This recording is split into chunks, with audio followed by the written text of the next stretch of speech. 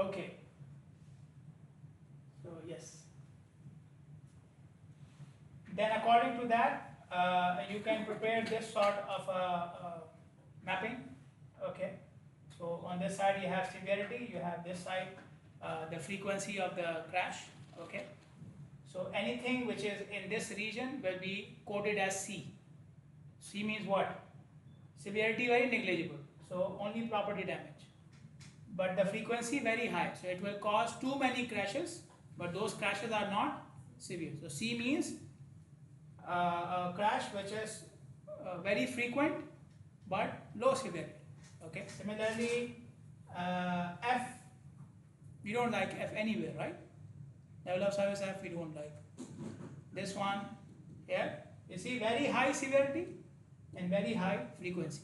So it will cause too many crashes which will involve a death. Okay. So F we don't like. Anybody likes, you tell me now. Okay. Dinan. Good. Okay. So you prepare this sort of a graph. You see which events are C, which events are D, which events are E and F and so on. Okay. And then your report should include information about the site, which sites you visit, what type of sites they were, intersection, signalized intersection, 3-lane road, 2-lane road, whatever. Information about yourself, your backgrounds, your expertise. Okay. When did you visit the site? Okay.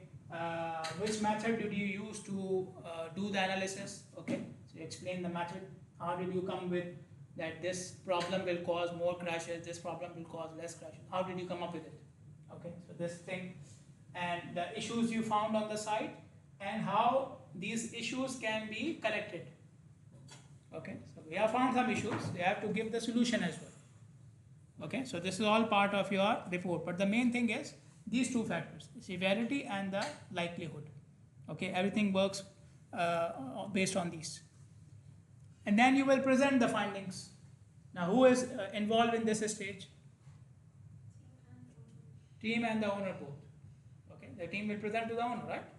So they will present to the agency, the owner. Okay. Details should be provided. You just don't say them do this, do this, do this. No. You have to give the details. Okay. The data, the drawings, whatever you collected. They may ask for any clarification, any recommendation, any concern they have, they will share it with you. Okay, so it's a seminar or it's a meeting. Okay, it's not like a presentation. And this meeting must be documented. So you know what they said and you know what they said in response. Then things do not finish. You have to prepare a response. Now who is preparing the response? The team or the owner? The owner responding to the team now. Okay, so the team already gave their finding.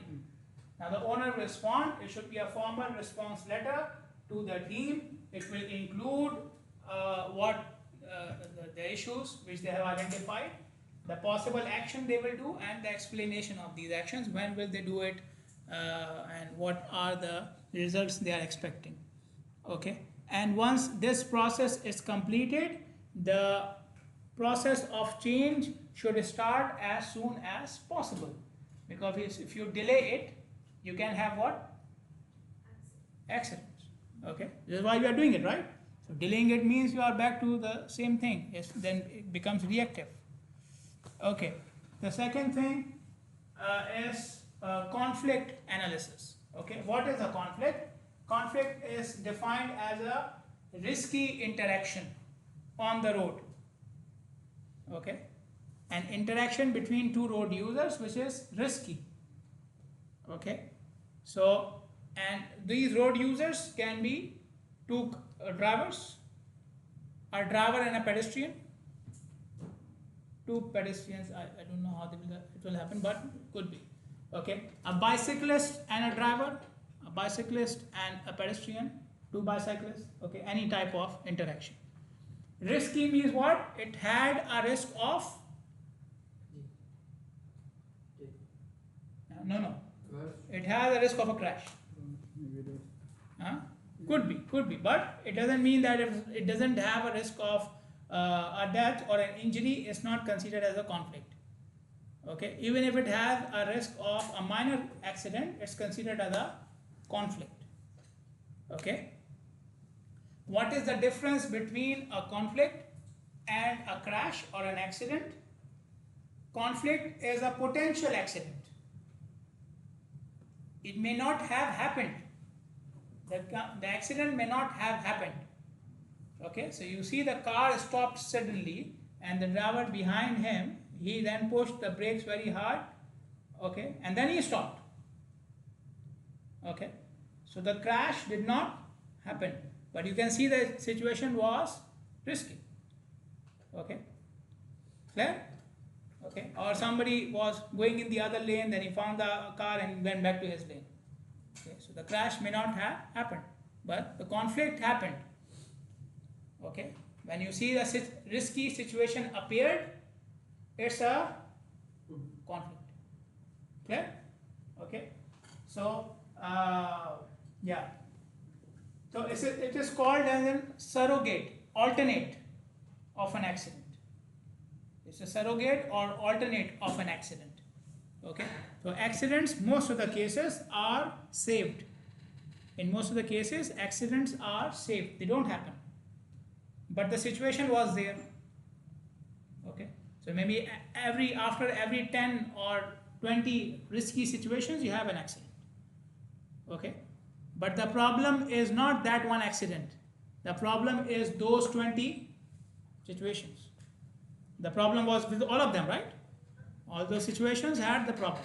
Okay, the accident did not happen, but the situation was there. That's why we can use the conflict data. Okay, so we don't wait for the accidents. It does not need much time. You don't need much data. You can go to the site, and even if you go there in the peak hour or off peak hour for 1 hour, 2 hours, you can see how many risky situations appeared. You can see how many conflicts appeared. So even a short study can give you lots of data, but it's not the same with the accidents. You cannot do accident study for 2 hours. Conflict study can be done. Okay, so this video here shows some type of conflicts.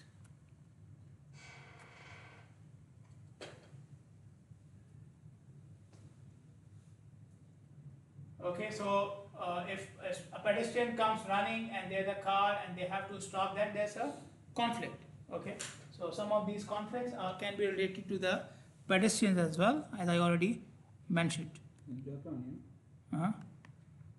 They all look the same to me, I don't know.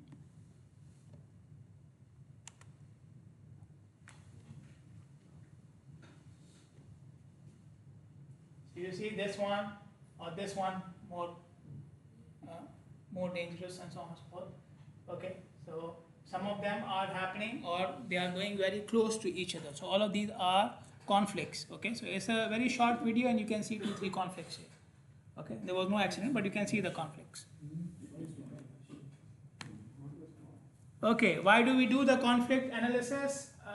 We can use it for finding out the number and type of conflicts which are happening, how many conflicts are happening and what type of them are happening, and we will discuss about them later on. The amount of problems we have at the site. Okay, if it's a big problem, it will cause too many conflicts. Okay, if it's a small problem, it will cause less conflicts. To evaluate the effectiveness of a safety related measure, so you identify the problem, you try to correct the problem by doing a change on the site. Is this change effective? Did it really solve the problem? You can do a short conflict study and find it out, or you can wait 2-3 years and see how many accidents are happening. Okay, so obviously conflict study is much more effective.